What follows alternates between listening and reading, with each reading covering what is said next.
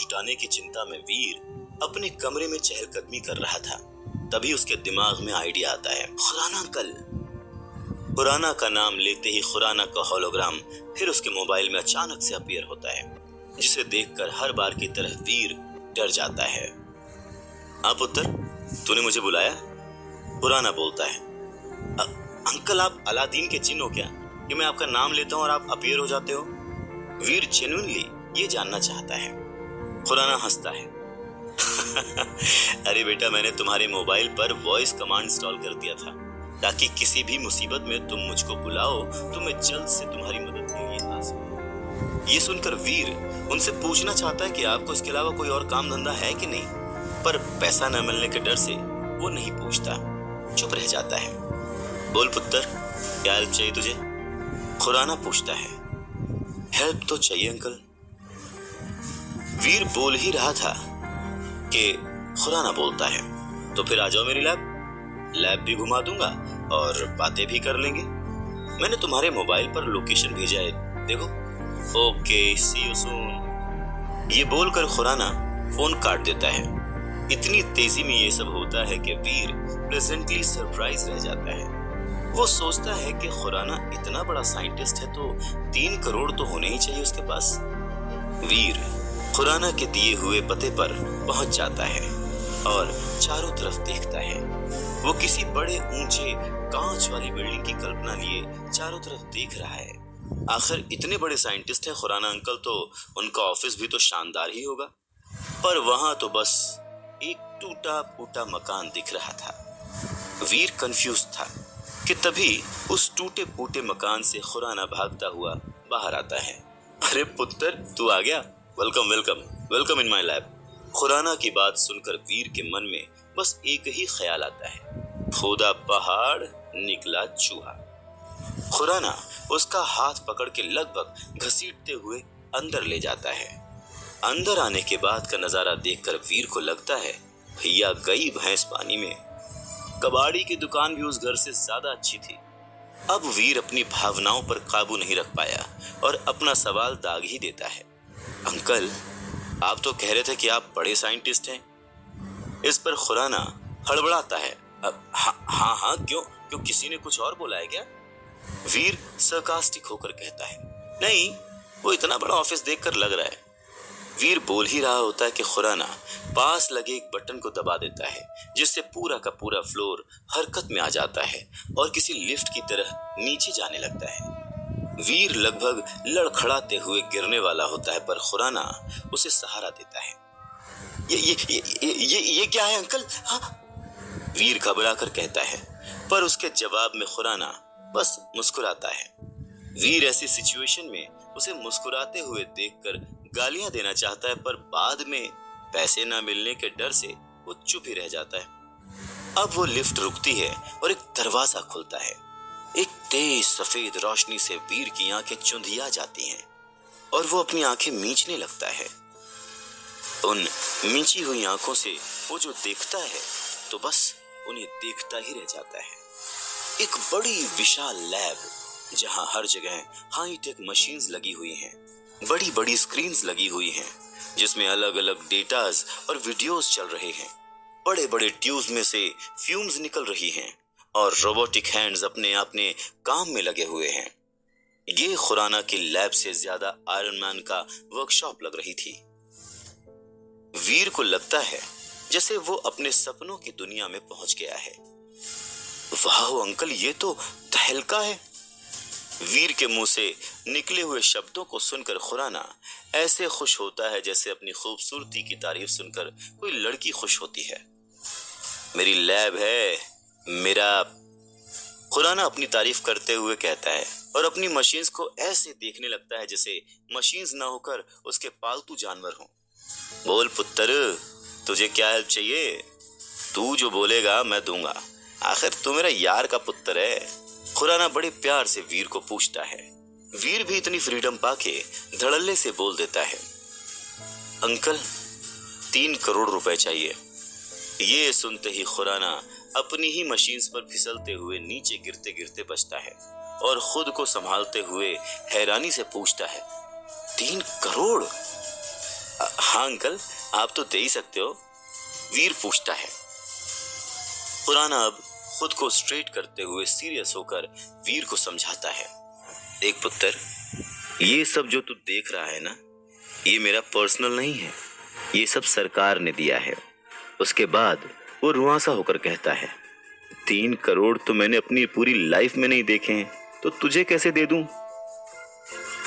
खुराना की ऐसी दयनीय हालत देखकर वीर को और गुस्सा आ रहा होता है। मतलब आप मेरी मदद नहीं कर सकते? कर सकता हूं और करूंगा पुत्र, करूंगा ना। तू चाहे तो मैं इस लैब में तुझे जॉब दे दूंगा, 20,000 सैलरी भी दिलवा दूंगा। सच्ची, 20,000 सैलरी। मैथ्स में वीर ज्यादा अच्छा नहीं था, पर वो अपने मोबाइल को निकालकर कैलकुलेट करता है और पता है कि 20,000 मंथली सैलरी में तो उसे 3 करोड़ जुटाने में 125 साल लग जाएंगे। अरे अंकल, इतने दिनों में तो मेरे पोते भी बूढ़े हो जाएंगे, फिर पैसों का क्या करूंगा? खुराना मजबूर है और वीर गुस्सा।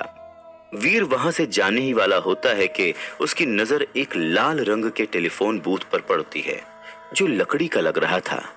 वीर हैरान होता है कि इतने हाईटेक लैब में ये पुराने जमाने का टेलीफोन बूथ क्या कर रहा है। वो अपनी जिज्ञासा को शांत करने के लिए खुराना से उस बूथ के बारे में पूछता है। सवाल सुनकर खुराना की मानो आंखें चमक जाती हैं और जैसे 5th क्लास का बच्चा पोम सुनाता है, वैसे ही खुराना उस बूथ के बारे में वीर को बताने लग जाता है। वीर, ये तो सभी जानते हैं कि पूरे यूनिवर्स में पृथ्वी ऐसा प्लेनेट है जहां पर जीवन पाया जाता है। हालांकि पिछले कुछ सालों में साइंटिस्ट को पृथ्वी जैसे ही कुछ ऐसे प्लैनेट्स का पता चला है जहां पर साइंस ऑफ लाइफ पाए गए हैं। हमारे जैसे ही लोग, हमारे जैसे ही जानवर और हमारे जैसे ही पेड़ पौधे, लेकिन देखने में हमसे काफी अलग। आम भाषा में ऐसे लोगों को हम एलियंस यानी कि दूसरी दुनिया के लोग कहते हैं। डॉक्टर खुराना वीर को समझाते हुए कहते हैं और वीर उनकी बात को समझने की कोशिश करता है। एलियंस? जैसे पीके मूवी में आमिर खान था? पर अंकल, ऐसे लोग तो बस फिल्मों और किस्से कहानियों में ही होते हैं ना। मेरा मतलब है कि असल जिंदगी में मैंने तो आज तक कोई भी एलियन नहीं देखा। हाँ, बचपन में मेरा सपना था कि मैन इन ब्लैक मूवी की तरह मेरा भी किसी एलियन से आमना सामना हो जाए, पर फिर मैं बड़ा हो गया और इस सपने को मजाक में लेने लग गया, क्योंकि मैं समझ गया था कि ये सब सिर्फ किस्से कहानियों में होता है। डॉक्टर खुराना की बात सुनकर वीर काफी कंफ्यूज था। डॉक्टर खुराना ने मुस्कुराते हुए वीर से कहा, हमारी फिल्में और कहानियां कहीं ना कहीं हमारी असल जिंदगी से ही तो जुड़ी होती हैं वीर, और अब तो साइंस ने भी इस बात को मान लिया है कि एलियंस होते हैं। खैर, अब ये बात तुमसे कैसे जुड़ी हुई है, मैं उस बारे में तुम्हें बताता हूं। और फिर वीर ध्यान से उनकी बातें सुनने लगता है। पिछले कुछ सालों से हमारी एजेंसी टाइटन ग्रह में एक सीक्रेट मिशन चला रही है, जहां हर साल हम कुछ लोगों को टाइटन ग्रह पर भेजते हैं। दरअसल उस ग्रह पर डेवलपमेंट अभी भी अपनी पहली स्टेज पर है, इसीलिए वहां के लोग अभी पूरी तरह से विकसित नहीं हो पाए हैं। वहां कई लोग ऐसे हैं जो कि ना तो पूरी तरह से इंसान हैं और ना ही पूरी तरह से जानवर। मतलब उनके शरीर के कुछ हिस्से तो इंसानों जैसे हैं, लेकिन उनकी हरकतें और दिमाग जानवरों जैसा है। साथ ही साथ वहां कुछ जानवर ऐसे भी हैं जो विकसित होकर बहुत खतरनाक होते जा रहे हैं। इस तरह के लोग और जानवर उस ग्रह के उन लोगों के लिए खतरा हैं जो पूरी तरह डेवलप हो चुके हैं और जिनकी इंटेलिजेंस भी हम जैसी ही है। लेकिन उन लोगों के साथ साथ ऐसे जानवर और लोग हमारी पृथ्वी के लिए भी खतरा बन सकते हैं। इसीलिए हर साल हम अपने प्लेनेट से कुछ लोग टाइटन ग्रह पर भेजते हैं, ताकि वो लोग हमारी पृथ्वी की तरफ बढ़ रहे खतरे को वहीं पर खत्म कर सकें। ये टेलीफोन बूथ उसी टाइटन ग्रह पर जाने का पोर्टल है। वीर कंफ्यूज्ड है और सवाल पूछता है, अंकल, जब उस ग्रह पर इतना खतरा है तब लोग वहां जाते ही क्यों हैं? हाँ? खुराना मुस्कुराता है और कहता है, पैसे कमाने और ताकत पाने के लिए। वीर प्लेजेंटली सरप्राइज हो जाता है और पूछता है कि लोग कितने पैसे कमा सकते हैं वहां पर? अनलिमिटेड, समझ रहे हो? अनलिमिटेड। खुराना इस तरह से खुश होकर बोलता है जिससे वीर को यकीन हो जाए कि उसकी पैसों की समस्या भी टाइटन ग्रह पर जाकर खत्म हो सकती है।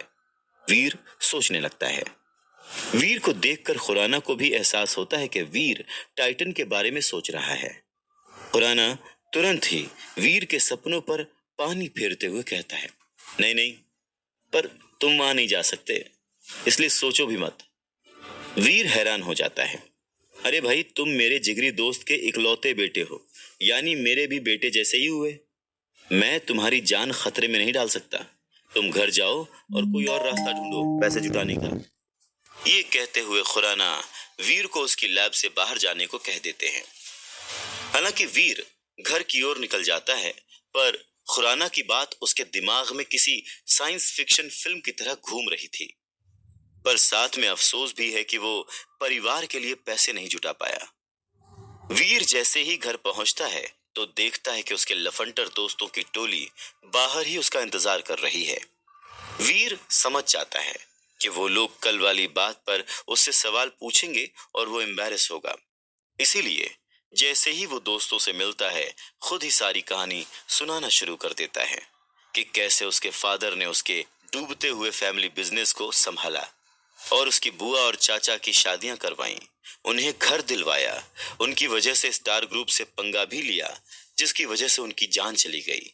पर उनके जाने के बाद उसकी बुआ और चाचा उन्हें दादाजी के घर से निकालना चाहते हैं। वीर की कहानी सुनकर सभी दोस्त उसे सिंपैथी दिखाते हैं। अभी अभी जवान हो रहे लड़कों के खून में कुछ ज्यादा ही उबाल होता है, पर दिमाग उतना ही कम होता है। ऐसे ही दिमाग से वीर के दोस्त उसे सलाह देते हैं कि वीर को बुआ के घर से जाके इस घर के प्रॉपर्टी के पेपर्स चुरा लेने चाहिए। उसके बाद बुआ हो या चाचा, कोई भी उन पर घर खाली करने के लिए लीगल एक्शन नहीं ले पाएगा और उसे 3 करोड़ रुपए भी नहीं देने पड़ेंगे। वीर भी तो उसी उम्र का है, उसे भी आइडिया जम जाता है। वो डिसाइड करता है कि कल रात वो बुआ के घर में कागज की चोरी करने जाएगा।